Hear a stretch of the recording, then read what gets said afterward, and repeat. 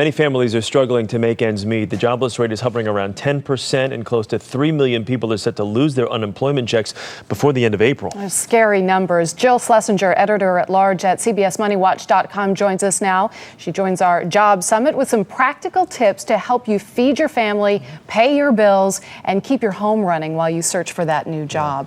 Good morning, Jill. Good morning. Thanks for being here. Thank you.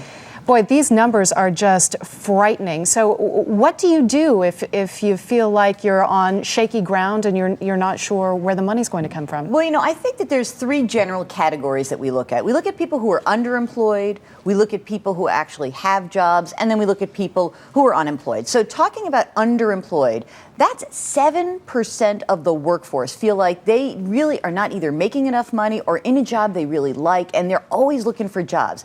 Those folks would be really wise to go out and get a second job. There's really, I have to say, there's no shame around this anymore. That used to be a little bit of like, oh, that's weird.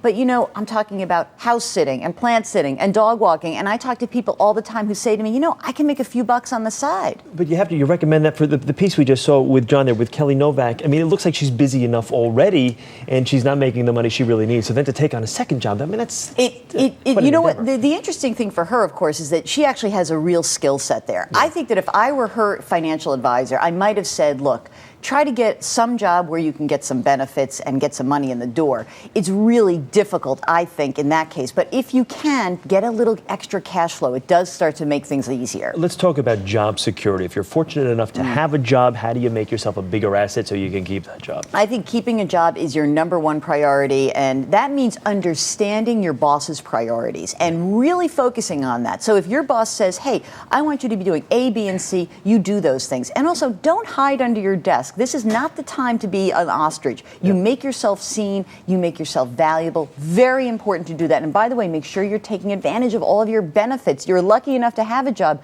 Squeeze the dollars out of those benefits. All right. Thank you so much, Jill. There's so much to keep in mind, but some good tips there. Thank you. Thanks, Jill.